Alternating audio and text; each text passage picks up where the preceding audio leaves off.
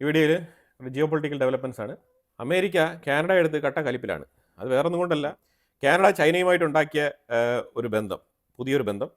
അതിനെ തുടർന്ന് ദാവോസിൽ, സ്വിറ്റ്സർലാൻഡിൽ അമേരിക്കയ്ക്കെതിരെ ട്രംപ് പറഞ്ഞ സ്റ്റേറ്റ്മെൻറ്റുകളെ ഗണ്ണിച്ചുകൊണ്ട് കാനഡയുടെ പ്രൈം മിനിസ്റ്റർ മാർക്ക് കർണെ പറഞ്ഞ സ്റ്റേറ്റ്മെൻറ്റുകൾ അമേരിക്കയെ വേദനിപ്പിച്ചിട്ടുണ്ട്. ഈ രണ്ട് വിഷയങ്ങളെ ചൊല്ലിയാണ് ഇപ്പം കാനഡയ്ക്കെതിരെ കർശനമായ നിലപാടെടുക്കും എന്ന് പറഞ്ഞിട്ട് ഇതിൽ ട്രംപിൻ്റെ ഭരണകൂടം സ്റ്റേറ്റ്മെൻറ്റുകളുമായിട്ട് വരുന്നത് കാനഡയ്ക്കെതിരെയാണ്. അപ്പോൾ അതിൽ സ്കോട്ട് ബെസന്റ് നമ്പർ 1, ട്രഷറിയുടെ സെക്രട്ടറി, അമേരിക്കയെ പ്രകോപിപ്പിച്ചത് ശരിക്കും ചൈനയുടെ ഇലക്ട്രിക് വാഹനങ്ങൾക്ക് 8.5% അതിൻ്റെ താരിഫ് റേറ്റ് കുറച്ചിരിക്കുകയാണ് കാനഡ. അപ്പോൾ അതായത് അമേരിക്കൻ വാഹനങ്ങൾക്ക് ഇതിനേക്കാളും കൂടുതലുണ്ട് താരിഫ്. അതാണ് മനസ്സിലാക്കേണ്ടത്. അപ്പോൾ അമേരിക്കയ്ക്ക് തിരിച്ചടിയാണ്. അതേപോലെ അഗ്രികൾച്ചർ മേഖലയിൽ രണ്ട് രാജ്യങ്ങളും തമ്മിൽ, കാനഡയും ചൈനയും തമ്മിൽ 5 മുതൽ 6% ചുരുക്കിയിരിക്കുകയാണ് താരിഫ്. അപ്പോൾ അതുകൊണ്ട് തന്നെ ഒരു രീതിയിലുള്ള ബുദ്ധിമുട്ടുകളും ഇല്ലാണ്ട് ചൈനയും കാനഡയും തമ്മിലുള്ള ബന്ധം ഊഷ്മളമായിട്ട് ശക്തിപ്പെടുകയാണ്. അതാണ് ഇപ്പം അമേരിക്കയെ അസ്വസ്ഥതപ്പെടുത്തുന്നത്. കാരണം ഞാൻ രാവിലെ ഒരു വീഡിയോ ചെയ്തിട്ടുണ്ടായിരുന്നു, നിങ്ങൾ കണ്ടിട്ടുണ്ടെങ്കിൽ മനസ്സിലാക്കാൻ പറ്റും. ചൈനയെ ഗണ്ണിക്കാൻ വേണ്ടിയിട്ടാണ് യഥാർത്ഥത്തിൽ ട്രംപ് ഈ വിരളി പിടിച്ച് നടക്കുന്നത്. പഴയതുപോലെ റൊണാൾഡ് റീഗൻ്റെ പോളിസിയൊന്നും ഇവിടെ അപ്ലൈ ചെയ്യാൻ പറ്റത്തില്ല. കാരണം ചൈനയും അമേരിക്കയും തമ്മിലുള്ള കറൻസി മൂല്യം നോക്കിക്കഴിഞ്ഞാൽ അത് വളരെ തുച്ഛമായ ഒരു നിരക്കാണ്. അതായത് ഒരു $1 7 ചൈനീസ് യുവാനാണ്. അതുകൊണ്ട് വലിയ വ്യത്യാസമില്ല.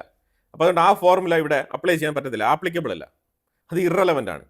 അപ്പോൾ അതുകൊണ്ട് തന്നെ ജപ്പാനെതിരെ ഉപയോഗിച്ച റൊണാൾഡ് റീഗൻ്റെ ടാക്ടിക്സ് അത് ചൈനയുടെ അടുത്ത് ചിലവാവില്ല. അതാണ് മനസ്സിലാക്കേണ്ടത്. ചൈന അമേരിക്ക വിചാരിക്കുന്നതിലും കൂടുതൽ വളർന്നിരിക്കുന്നു. അതാണ് മനസ്സിലാക്കേണ്ടത്. ഒരു 15-20 വർഷങ്ങൾക്ക് മുമ്പ്, അല്ലെങ്കിൽ ഒരു 20-25 വർഷങ്ങൾക്ക് മുമ്പ് എടുക്കേണ്ട തീരുമാനമായിരുന്നു. അമേരിക്ക വൈകിയത് കൊണ്ട് ചൈന ഈ അവസ്ഥയിൽ മുന്നോട്ട് കുതിച്ച് പാഞ്ഞു പൊയ്ക്കൊണ്ടിരിക്കുകയാണ്. ഇനി അമേരിക്കയുടെ പിടിയിൽ ചൈന ഒതുങ്ങില്ല. അതാണ് മനസ്സിലാക്കേണ്ടത്. ആ തിരിച്ചറിവുള്ളത് കൊണ്ടാണ് ചൈനയുമായിട്ട് ബന്ധമുള്ള രാജ്യങ്ങളെല്ലാം തന്നെ അമേരിക്ക ടാർഗറ്റ് ചെയ്തുകൊണ്ടിരിക്കുന്നത്. അത് വെനിസുല ആയിക്കോട്ടെ, അവിടെയും ചൈനയുടെ ബന്ധമുണ്ട്.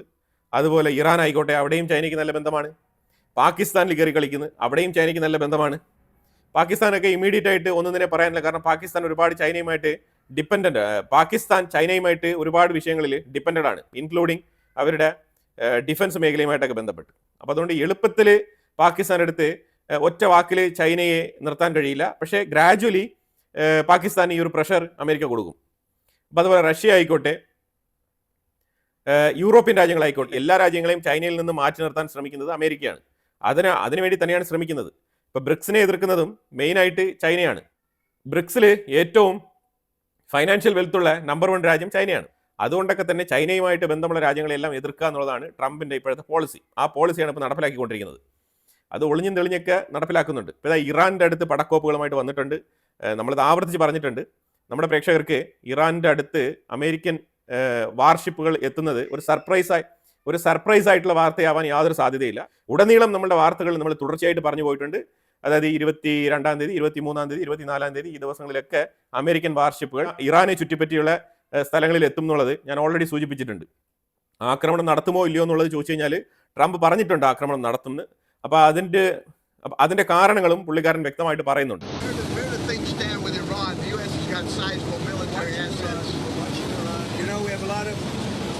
Ships going that direction, just in case. We have a big flotilla going in that direction, and we'll see what happens. It's a big force. We have a big force going toward Iran. I'd rather not see anything happen, but we're watching them very closely. ഇപ്പോൾ കാനഡയുടെ China ബന്ധം അതാണ് America അസ്വസ്ഥപ്പെടുത്തുന്നത്. ഇപ്പോൾ Scott Bessent പറഞ്ഞിരിക്കുന്നത് അമേരിക്കയുടെ എക്കണോമിയുമായിട്ട് കാനഡയെ ഒരിക്കലും താരതമ്യം ചെയ്യാൻ പറ്റില്ല. കാനഡയുടെ എക്കോണമി എന്ന് പറയുന്നത് നമ്മളുടെ ജസ്റ്റ് ഒരേ ഒരു ഫെഡറൽ സ്റ്റേറ്റ് ടെക്സസിൻ്റെ മാത്രം എക്കോണമി കമ്പയർ ചെയ്താൽ അത്രയ്ക്കേ വരുള്ളൂ. അതുപോലും മറികടക്കാൻ സാധ്യതയില്ല എന്നുള്ള രീതിയിലൊക്കെയാണ് വെപ്രാളം വെളിപ്പെടുത്തിക്കൊണ്ടിരിക്കുന്നത്. കനേഡിയൻ പ്രധാനമന്ത്രി മാർക്ക് കർണെ പറഞ്ഞിരിക്കുന്നത്, അമേരിക്കയും ഞങ്ങളും തമ്മിൽ ഒരുപാട് സിമിലാരിറ്റീസ് ഉണ്ട്, കൾച്ചർപരമായിട്ട് ഒരുപാട് സിമിലാരിറ്റീസ് ഉണ്ട്. പക്ഷേ എന്നും വെച്ച് നമ്മൾ അമേരിക്കയെ ഡിപ്പെൻഡ് ചെയ്തല്ല ജീവിക്കുന്നത് എന്ന് ഓപ്പണായിട്ട് സ്റ്റേറ്റ്മെൻറ്റ് പറഞ്ഞിരിക്കുകയാണ്. പിന്നെ അമേരിക്കയുമായിട്ട് ഞങ്ങൾ ഇപ്പോഴും വ്യാപാരം ചെയ്യാനൊക്കെ തയ്യാറാണ്, പക്ഷേ അതിന് ചില പരിമിതികളുണ്ട്. ആ പരിമിതികൾ സൃഷ്ടിച്ചു വെച്ചിരിക്കുന്നത് അമേരിക്ക തന്നെയാണ്, കാനഡ അല്ല എന്നും കൂടിയാണ് പുള്ളിക്കാരൻ എടുത്തു പറഞ്ഞിരിക്കുന്നത്. അപ്പോൾ പൊതുവിൽ ചൈനയുടെ ഇലക്ട്രിക് വാഹനങ്ങളൊക്കെ കാനഡയ്ക്കുള്ളിൽ ഇറങ്ങുന്നതും ചൈനയുടെ സാധനങ്ങൾ പൊതുവെ കാനഡയിൽ വന്നിറങ്ങുന്നതൊന്നും അമേരിക്കയ്ക്ക് താല്പര്യമില്ല. അമേരിക്കൻ മാർക്കറ്റിന് തിരിച്ചടിയാവുന്നു എന്നുള്ളതാണ് യാഥാർത്ഥ്യം. ഈ ഒരു വിഷയവുമായിട്ട് ബന്ധപ്പെട്ടാണ് കാനഡയും അമേരിക്കയും തമ്മിൽ തർക്കം ഉടലെടുത്തിരിക്കുന്നത്. യൂറോപ്യൻ യൂണിയനും ഇന്ത്യയും തമ്മിൽ ജനുവരി 27 ഫ്രീ ട്രേഡ് എഗ്രിമെൻറ്റ് ഒപ്പുവയ്ക്കുമെന്നാണ് പരക്കെ വാർത്തകൾ വന്നുകൊണ്ടിരിക്കുന്നത്. ഇതും അമേരിക്കയെ അസ്വസ്ഥതപ്പെടുത്തുന്നുണ്ട്. യൂറോപ്യൻ യൂണിയൻ്റെ ഫോറിൻ മിനിസ്റ്ററായിട്ടുള്ള കായ കലാസ് അവർ ശരിക്കും മാർക്കോ റൂബിയോയുമായിട്ട് ഒരു ചർച്ച നടത്തേണ്ടിയിരുന്നു. ഇപ്പോൾ 2 ദിവസത്തിനുള്ളിൽ നടക്കേണ്ട ഒരു ചർച്ചയാണ്. ആ ചർച്ച ക്യാൻസൽ ചെയ്തിരിക്കുകയാണ്. അതിന് ഒരു പ്രയർ നോട്ടീസും കൊടുത്തിട്ടില്ല, കാരണവും വ്യക്തമാക്കിയിട്ടില്ല. എന്താണ് റീസൺ എന്നുള്ളത് നമുക്കറിയില്ല. ഒരു പക്ഷേ യൂറോപ്യൻ യൂണിയനുമായിട്ട് ബന്ധപ്പെട്ട ഈ ഗ്രീൻലാൻഡ് വിഷയം നിലനിൽക്കുന്ന സാഹചര്യത്തിൽ 2 തരത്തിലാണ് മാധ്യമങ്ങൾ അടിച്ചിറക്കുന്നത്. ഒന്ന്, ഇന്ത്യയുമായിട്ട് നടക്കുന്ന വ്യാപാര ബന്ധം അത് ശരിക്കും അമേരിക്കയെ അസ്വസ്ഥതപ്പെടുത്തുന്നുള്ളത് ഒരു വാർത്ത ഇങ്ങനെ വരുന്നുണ്ട്. മറ്റൊരു വാർത്ത അതായത് മാർക്കോ റൂബിയോ യൂറോപ്യൻ യൂണിയനുമായിട്ട് സംസാരിക്കാനിരുന്ന വിഷയം ഗ്രീൻലാൻഡുമായിട്ട് ബന്ധപ്പെട്ട വിഷയമാണ്, റഷ്യ ഉക്രൈനുമായിട്ട് ബന്ധപ്പെട്ട വിഷയങ്ങളൊക്കെയാണ്. അപ്പോൾ ഇതിനകത്ത് ഒരു വിഷയം വളരെ വ്യക്തമാണ്. ഗ്രീൻലാൻഡ് വിഷയത്തിൽ ട്രംപ് യൂറോപ്പിനും നാറ്റോയ്ക്കും കൊടുത്തിരുന്ന ഒരു 8 രാജ്യങ്ങൾക്ക് മേൽ കൊടുത്തിരുന്ന താരിഫ് പിൻവലിച്ചിരിക്കുകയാണ്.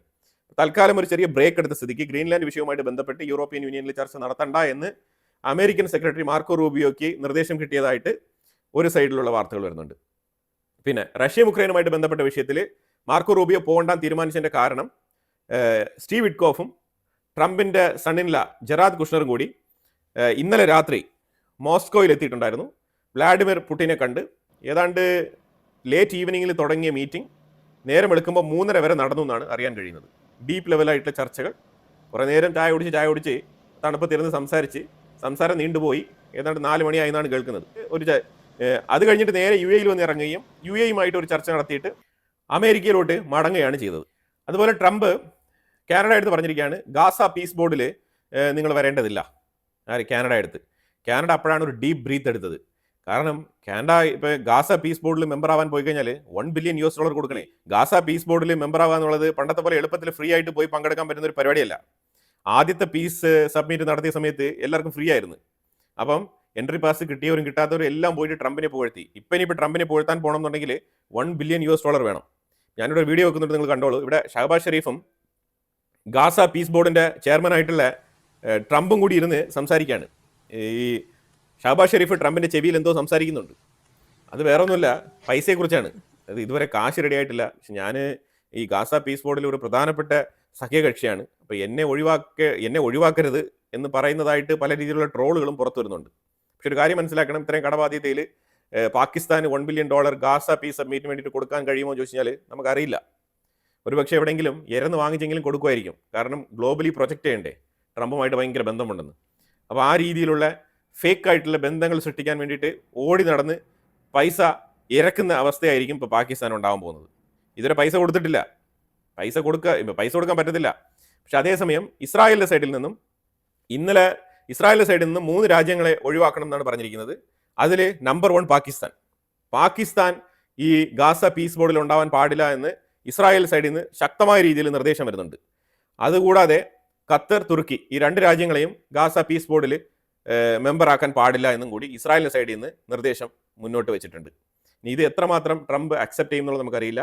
തുർക്കിയുടെയും ഖത്തറിൻ്റെയും കാര്യത്തിൽ ഒരുപക്ഷെ അമേരിക്ക ഒബേ ചെയ്യാനുള്ള സാധ്യതയുണ്ട് ബെഞ്ചമിൻ നെതന്യാഹുവിൻ്റെ റിക്വസ്റ്റിനെ. പക്ഷേ പാകിസ്ഥാൻ്റെ വിഷയത്തിൽ അത് എന്തായി തീരും എന്നുള്ളത് നമുക്കറിയില്ല. പക്ഷേ അത് പാകിസ്ഥാൻ്റെ വിഷയം ഇപ്പോഴും ഒരു ചോദ്യചിഹ്നമായി നിൽക്കുകയാണ്. ഇതാണ് നിലവിലെ ഗാസ പീസ് ബോർഡുമായിട്ട് ബന്ധപ്പെട്ട വിഷയം.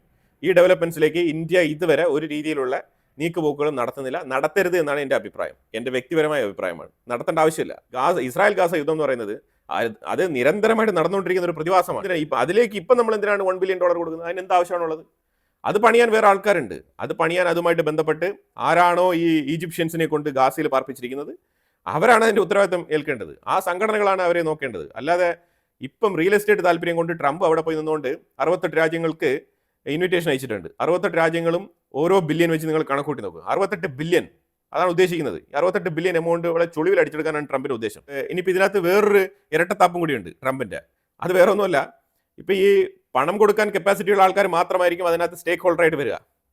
പണം കൊടുക്കാതെ ഗാസ പീസ് ബോർഡിൽ മെമ്പർ ആവാത്ത രാജ്യങ്ങളെല്ലാം തന്നെ ഇനി ഗാസയുമായിട്ട് ബന്ധപ്പെട്ട് ഒരു രീതിയിലുള്ള സ്റ്റേറ്റ്മെൻറ്റുകളും പറയാൻ അവർക്ക് റൈറ്റ് ഇല്ല. അതോടുകൂടി ആ റൈറ്റ് ക്യാൻസൽ ആവുകയാണ്, വോയിഡഡ്. ഇനി ഇപ്പോൾ ഗാസ എന്ന് പറഞ്ഞുകൊണ്ട് ഗാസയ്ക്ക് വേണ്ടിയിട്ട് നിലവിളിക്കാൻ പറ്റത്തില്ല. പൈസ ഉണ്ടോ, പൈസ കൊടുത്തിട്ട് പീസ് ബോർഡിൽ അംഗമായിട്ട് ചേർന്നിട്ട് നീ നിലവിളിച്ചോ കൊലവിളിച്ചോ എന്തും പറഞ്ഞോ ഒരു കുഴപ്പമില്ല. കാരണം നീ അവിടുത്തെ സ്റ്റേക്ക് ഹോൾഡറാണ്. ഇനിയിപ്പോൾ ട്രംപ് പറഞ്ഞിരിക്കുന്നത് ഗാസ പീസ് ബോർഡിൽ മെമ്പർ ആവാൻ വേണ്ടിയിട്ട് ഞാൻ ഇൻവിറ്റേഷൻ അയച്ചിട്ട് അത് മൈൻഡ് ചെയ്യാത്ത രാജ്യങ്ങൾ, ആ രാജ്യങ്ങൾക്കെതിരെ 200% താരിഫ് ഇടും എന്നാണ് പറഞ്ഞിരിക്കുന്നത്. അതായത് പുള്ളിക്കാരൻ ഈ താരിഫ് എന്തിനു വേണ്ടിയിട്ടാണ് കൊണ്ടുവന്നത്? അമേരിക്കയ്ക്ക് ട്രേഡ് ഡെഫിസിറ്റ് ഉണ്ട് എന്ന് പറഞ്ഞിട്ടല്ലേ ഈ താരിഫ് കൊണ്ടുവന്നത്. ഇപ്പം എന്തിനെല്ലാം വേണ്ടിയിട്ടാണ് ഈ താരിഫ് ഉപയോഗിക്കുന്നത് നോക്കൂ. അതായത് താരിഫ് ഇടുമ്പോഴത്തേക്കും രാജ്യങ്ങൾ വിളിക്കുന്നു, നെഗോഷിയേറ്റ് ചെയ്യുന്നു എന്നൊക്കെ വെച്ചിട്ട്, അതായത് ഈ ചെറിയ ചെറിയ രാജ്യങ്ങളൊക്കെ വിളിച്ച് നെഗോഷിയേറ്റ് ചെയ്യും. അപ്പോൾ അതിൽ പുള്ളിക്കാരൻ ഭയങ്കര ഹരം കൊള്ളുകയാണ്. അപ്പോൾ അത് വീണ്ടും വീണ്ടും ആവശ്യപ്പെടുന്നുണ്ട്. അതായത് പുള്ളിക്കാരൻ ഒരു എനർജി ആയിട്ട് അത് മാറിയിട്ടുണ്ട്. ഈ താരിഫ് ഇടുക, രാജ്യങ്ങൾ വിളിച്ചിട്ട് കാല് പിടിക്കുക. ഈ ചെറിയ ചെറിയ രാജ്യങ്ങളെ, അമേരിക്കയിൽ നിന്നും നല്ല രീതിയിൽ ബെനിഫിറ്റ് ഉണ്ടാക്കുന്ന ചെറിയ ചെറിയ രാജ്യങ്ങൾ വിളിച്ച് കാല് പിടിക്കും. ആ കാലുപിടുത്തത്തിൽ ട്രംപ് നല്ല പുളഹിതനാണ്. അപ്പോൾ ആ ഹാപ്പിനെസ് തിരിച്ച് കിട്ടാൻ വേണ്ടിയിട്ടാണ് എന്ത് ചെയ്താലും അവിടെ താരിഫ് കൊണ്ടുവരുന്നത്. ഇതിനൊക്കെ അമേരിക്കക്കാർക്ക് ഒരു എക്സ്പ്ലനേഷനും ഇല്ല. അവരുടെ സൈഡിൽ നിന്ന് ഒരു രീതിയിലുള്ള പരാമർശങ്ങളും ഇല്ല. ഇപ്പോഴൊക്കെ അവർ ഊമയായിരിക്കുകയാണ്, അവർ DD ആയി. കാരണം വേറെ ഒന്നുമില്ല. കാരണം അവർക്ക് ഇതിനകത്ത് ഒരു രീതിയിലുള്ള ന്യായീകരണങ്ങളും മുന്നോട്ട് വെക്കാനില്ല എന്നുള്ളതാണ്. കാരണം എന്തിനും താരിഫ് എന്ന് പറഞ്ഞു കഴിഞ്ഞാൽ അപ്പോൾ ഈ താരിഫ് എന്തിനു കൊണ്ടുവന്നു എന്നുള്ളതിൻ്റെ ആ ഒരു അർത്ഥം തന്നെ ഇവിടെ ശൂന്യമായി പോവാണ്.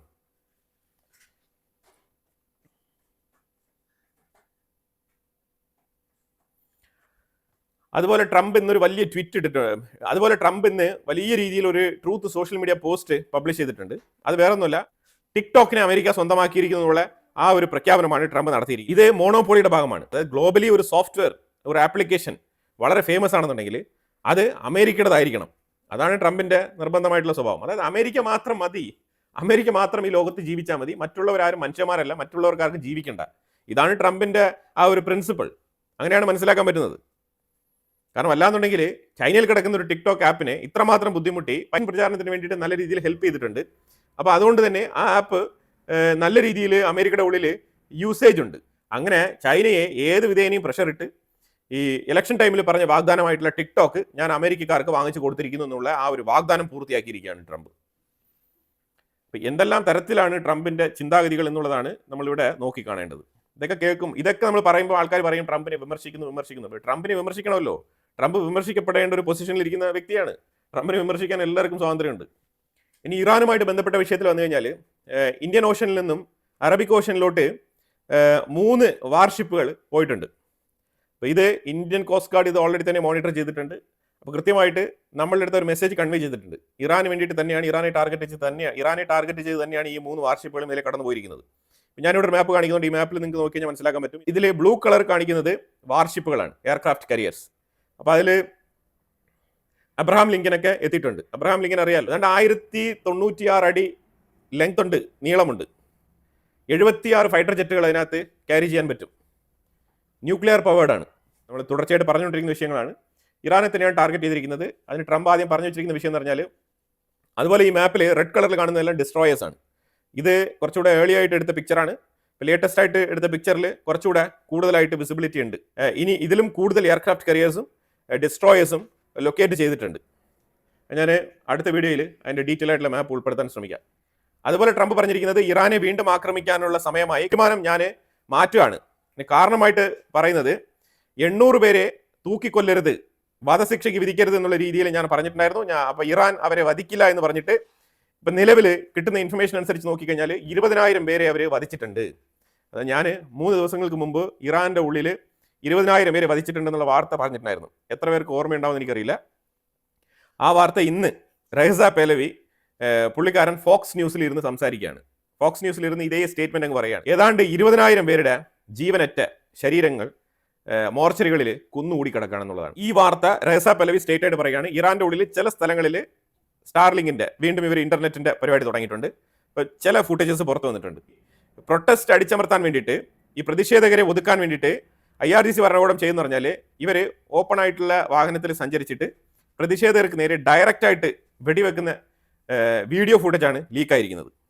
അപ്പോൾ ഇതൊക്കെ തന്നെയാണ് ഏറ്റവും കൂടുതൽ ട്രംപ് ചൂണ്ടിക്കാണിക്കുന്നത്. അല്ലെങ്കിൽ തന്നെയും ഈ വിഷയം കുറച്ച് കോൺഫിഡൻഷ്യലായിട്ട് കീപ്പ് ചെയ്തിട്ട് അറ്റാക്കിംഗ് പോയിന്റ് വരെ രഹസ്യമായിട്ട് തന്നെ മുന്നോട്ട് കൊണ്ടുപോകാനാണ് അവർ തീരുമാനിച്ചത്. ഈ വിഷയം ഇറാനും അറിയാം എന്നുള്ളത് ഞാൻ ആ വീഡിയോയിൽ പറഞ്ഞിട്ടുണ്ട്. ഇറാനും ഈ വിഷയം അറിയാം, അമേരിക്ക അറ്റാക്ക് ചെയ്യും എന്നുള്ളത് അവരും കരുതിക്കൂട്ടി തന്നെയാണ് ഇരിക്കുന്നത്. ഇറാനും അവരുടെ സൈഡിൽ തക്കതായിട്ടുള്ള മറുപടി കൊടുക്കാൻ തയ്യാറായിരിക്കുകയാണ്.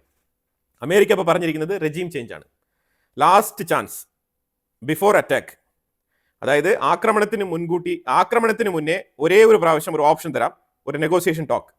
ആ നെഗോസിയേഷൻ ടോക്കിൽ ശരിക്കും ആയത്തുള്ള ഖമനേയി ഭരണം ഒഴിയണം, റെജീം ചേഞ്ചാണ് ഞങ്ങൾ ആവശ്യപ്പെടുന്നത്.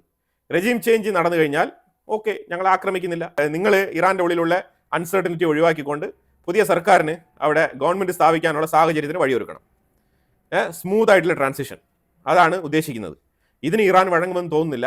സോ ബാക്ക് ടു ബാക്ക് ആക്രമണങ്ങൾ നടക്കാനുള്ള സാധ്യത വളരെ കൂടുതലാണ്. ഏതാണ്ട് ക്ലോസ് പ്രോക്സിമിറ്റിയിൽ എത്തിയിരിക്കുകയാണ്. ഇനിയിപ്പം ഇറാൻ ആദ്യം അറ്റാക്ക് ചെയ്യുമോ, ഇല്ലാന്നുണ്ടെങ്കിൽ അമേരിക്ക ആദ്യം അറ്റാക്ക് ചെയ്യുമോ എന്നുള്ളതാണ് ഇനി നോക്കേണ്ട കാര്യം. ഇസ്രായേൽ കട്ടയ്ക്ക് അമേരിക്കയ്ക്ക് ബാക്കപ്പ് കൊടുത്ത് നിൽക്കുകയാണ്. ഇതാണ് ഇറാനുമായിട്ട് ബന്ധപ്പെട്ട റീസെന്റ് ഡെവലപ്മെന്റ്സ്. സെലൻസ്കി ആണെങ്കിൽ കട്ടയ്ക്ക് ട്രംപിനോടൊപ്പം നിൽക്കുകയാണ്. ഇറാനുമായിട്ട് ബന്ധപ്പെട്ട വിഷയത്തിൽ നിങ്ങൾക്ക് ആർക്കെങ്കിലും എന്തെങ്കിലും ചെയ്യാൻ സാധിച്ചോ? ഒരേ ഒരു ലീഡർ ട്രംപിന് മാത്രമേ ഇറാനുമായിട്ട് ബന്ധപ്പെട്ട വിഷയത്തിൽ എന്തെങ്കിലും ചെയ്യാൻ സാധിക്കുകയുള്ളൂ. പുള്ളിക്കാരനാണ് ഇപ്പം ഇറാനിയൻ ജനങ്ങളെ രക്ഷിക്കാൻ വേണ്ടിയിട്ട് രംഗത്തിറങ്ങിയിരിക്കുന്നത്. അപ്പോൾ ആ ഒരു ലീഡറിൻ്റെ ആ ഒരു സുപ്പീരിയോറിറ്റി അത് നിങ്ങൾ നോക്കിക്കാണണം. യൂറോപ്പിന് കഴിവുണ്ടോ ഇറാനിൽ പോയിട്ട് ഇതേപോലെ കാര്യങ്ങളൊക്കെ ചെയ്യാനും ഇറാനിയൻ ജനങ്ങളെ ആശ്വസിപ്പിക്കാനും അവർക്കൊരു പ്രൊട്ടക്ഷൻ കൊടുക്കാനുമുള്ള കഴിവ് യൂറോപ്പിനുണ്ടോ എന്നുള്ള ചോദ്യവുമായിട്ട് സെലൻസ്കി വന്നിരിക്കുകയാണ്. അതായത് ട്രംപിൻ്റെ നെക്സ്റ്റ് പൊസിഷനിലേക്ക് വരികയാണ് സെലൻസ്കി. അതാണ് മനസ്സിലാക്കാൻ പറ്റുന്നത്. അപ്പോൾ സെലൻസ്കിയുടെ അടുത്ത് ട്രംപ് ടെലിഫോൺ കോൺവെർസേഷനിൽ സംസാരിച്ചതായിട്ടും ഏതാണ്ട് -20°C ആണ് കീവ് നഗരത്തിലുള്ള ടെമ്പറേച്ചർ. ഈ ടെമ്പറേച്ചറിലും ഭയങ്കരമായിട്ടുള്ള ആക്രമണങ്ങളൊക്കെ തുടർന്നു എന്നുള്ള ദുഃഖകരമായിട്ടുള്ള വാർത്തയാണ് സെലൻസ്കി പങ്കുവെക്കുന്നത്. പക്ഷേ സെലൻസ്കി റഷ്യക്കുള്ളിൽ ഇന്നലെ റഷ്യയുടെ സൈഡിൽ നിന്ന് ഇപ്പോൾ കഴിഞ്ഞ 2 ദിവസങ്ങളായിട്ട് റഷ്യയുടെ സൈഡിൽ നിന്ന് വലിയ രീതിയിലുള്ള ആക്രമണങ്ങളൊന്നും തന്നെ നടത്തിയില്ല. കാരണം റഷ്യയിൽ തന്നെ നല്ല രീതിയിലുള്ള മഞ്ഞുവീഴ്ചയാണ്. പല സ്ഥലങ്ങളിലും ഞാൻ പറഞ്ഞല്ലോ 30 അടി ഹൈറ്റിലൊക്കെയാണ് മഞ്ഞ് വീണ് കിടക്കുന്നത്. റഷ്യയുടെ ഒരു അമ്യൂണിഷൻ ഫാക്ടറി, ആ ഫാക്ടറി 3 ഡ്രോൺ വെച്ചിട്ട് ആക്രമിച്ച് തകർത്തിരിക്കുകയാണ്. ഇന്നലെ രാത്രി സംഭവിച്ചതാണ്. 50 മില്യനാണ് റഷ്യക്ക് ഈ ഫാക്ടറി ആക്രമിക്കപ്പെട്ടതിൽ റഷ്യക്ക് ഉണ്ടായത് 50 മില്യൻ്റെ നഷ്ടമാണ്. അത് കൃത്യമായിട്ട് റഷ്യ സൂചിപ്പിക്കുന്നുണ്ട്. ഇനിയിപ്പോൾ റഷ്യ ഇതിന് റിറ്റാലിയേറ്റ് ചെയ്യാൻ വേണ്ടിയിട്ട് തിരിച്ചടിക്കും. അത് തിരിച്ചടിക്കുമ്പോഴാണ് തണുത്ത് വിറച്ച് കിടക്കുന്ന ഞങ്ങളുടെ മേൽ ആക്രമണം നടത്തുന്നു, ഇവിടെ പവർ കട്ടാണ്, ഇവിടെ തണുത്ത് വിറങ്ങലിച്ചിരിക്കുകയാണ്, ഈ സാഹചര്യത്തിൽ ഒരു കാരുണ്യവും ഇല്ലാണ്ട് ഒരു മനുഷ്യത്വം ഇല്ലാണ്ട് തീവ്രവാദപരമായിട്ട് റഷ്യ ഞങ്ങളുടെ മേൽ ആക്രമണം നടത്തുന്നു, പുടിൻ തീവ്രവാദിയാണ് എന്ന് വീണ്ടും വീണ്ടും സെലൻസ്കി വിളിച്ചു പറയും. ഇതാണ് സംഭവിച്ചുകൊണ്ടിരിക്കുന്നത്. ഇപ്പം ഈ ഒരു സമയത്ത് ഇത്രയും തണുപ്പ് സമയത്ത് പോയിട്ട് ആക്രമിക്കേണ്ട വല്ല ആവശ്യമുണ്ടോ? തിരിച്ചടി എന്തായാലും കിട്ടുവേ. അപ്പോൾ ഇതാണ് സാഹചര്യം. ബ്ലാക്ക് സീയിൽ ഉണ്ടായിരുന്ന ഒരു അമ്യൂണിഷൻ ഫാക്ടറിയാണ് ഉക്രൈൻ അടിച്ചു തകർത്തത്. ഇനി ഇറാന്റെ ഉള്ളിൽ നിന്നുള്ള നഷ്ടക്കണക്ക് ഇറാൻ വെളിപ്പെടുത്തിയിട്ടുണ്ട്. യുദ്ധം തുടങ്ങുന്നതിന് മുന്നോടിയായിട്ട് എന്തെല്ലാം ഞങ്ങൾക്ക്, അതായത് അമേരിക്ക പറയുന്ന വാദങ്ങളെ തള്ളിക്കൊണ്ട് ഞങ്ങൾക്ക് എന്തെല്ലാം നഷ്ടപ്പെട്ടു എന്നുള്ള രീതിയിൽ IRGC ഭരണകൂടം ഒരു വെളിപ്പെടുത്തൽ നടത്തിയിട്ടുണ്ട്. ആ വെളിപ്പെടുത്തലിൽ അവർ ലിസ്റ്റ് ഔട്ട് ചെയ്തിരിക്കുന്ന കാര്യങ്ങൾ എന്ന് പറഞ്ഞാൽ, നിങ്ങൾ യുദ്ധം ചെയ്യൂ, ഞങ്ങൾ തിരിച്ചടിക്കും, അതെല്ലാം വേറെ കാര്യം. പക്ഷേ നിങ്ങൾ ഇതൊന്ന് ശ്രദ്ധിക്കണം. 305 ambulances, 24 gas stations, 700 convenience store, grocery store പോലത്തെ സ്ഥാപനങ്ങൾ, 300 private homes, 750 bank, 414 government buildings, 749 police stations, 120 bus centres, 200 school, 350 mosque, 15 libraries, 2 American churches, 253 bus stations, 600 ATM, 800 private cars, ഇത്രയും കത്തിച്ചു കളഞ്ഞിട്ടുണ്ട്. പ്രൊട്ടസ്റ്റിൽ പ്രതിഷേധക്കാർ വരുത്തിവെച്ച നാശനഷ്ടങ്ങളുടെ ലിസ്റ്റാണ് ശരിക്കും ഇറാനിയൻ ഭരണകൂടം പുറത്തുവിട്ടത്. പക്ഷേ ഇതെല്ലാം മെറ്റീരിയലിസ്റ്റിക് ആണ്, ഇതെല്ലാം മെറ്റീരിയൽസ് ആണ്, അതാണ് മനസ്സിലാക്കേണ്ടത്. പക്ഷേ 20,000 പേരെ കൊലപ്പെടുത്തിയ വിഷയവും ഇതും തമ്മിൽ നമുക്ക് ഒരിക്കലും താരതമ്യം ചെയ്യാൻ കഴിയില്ല. വാല്യൂ എപ്പോഴും ഹ്യൂമൻ ലൈഫിനാണ്. അപ്പം മനുഷ്യന്മാരെ പ്രതിഷേധിക്കുന്നു എന്നുള്ള പേരിൽ കൊലപ്പെടുത്തുക എന്ന് പറഞ്ഞു കഴിഞ്ഞാൽ അത്ര നല്ല പരിപാടിയല്ല. അത് ഒരു ഗവൺമെൻറ് ചെയ്യാൻ പാടില്ലാത്ത പരിപാടിയാണ്. അപ്പം ഇതിൽ ആ ഒരു പ്രവൃത്തിയാണ് ഇറാൻ ഗവൺമെൻറ് ചെയ്തിരിക്കുന്നത്. അപ്പോൾ അതിൻ്റെ തെളിവ് സഹിതമുള്ള കാര്യങ്ങൾ ഇൻ്റലിജൻസ് റിപ്പോർട്ട്സ് എല്ലാം ഗാദർ ചെയ്തിട്ടാണ് അമേരിക്ക ഇപ്പോൾ രംഗത്തിറങ്ങിയിരിക്കുന്നത്. അപ്പോൾ എന്തായാലും ഇന്ന് രാത്രി അല്ലെങ്കിൽ നാളെ വൈകാതെ തന്നെ വളരെ ക്വിക്കായിട്ട് തന്നെ ഒരു ക്ലാഷ് ഉണ്ടാവാനുള്ള സാധ്യത വളരെ കൂടുതലാണ്. മിഡിൽ ഈസ്റ്റ് ടെൻഷനിലാണ്. അപ്പോൾ ഇതിനെക്കുറിച്ചുള്ള അഭിപ്രായങ്ങൾ കമൻറ്റ് ബോക്സിൽ രേഖപ്പെടുത്തുക. കൂടുതൽ വാർത്തകളുമായിട്ട് അടുത്ത വീഡിയോയിൽ വരാം. Thank you so much.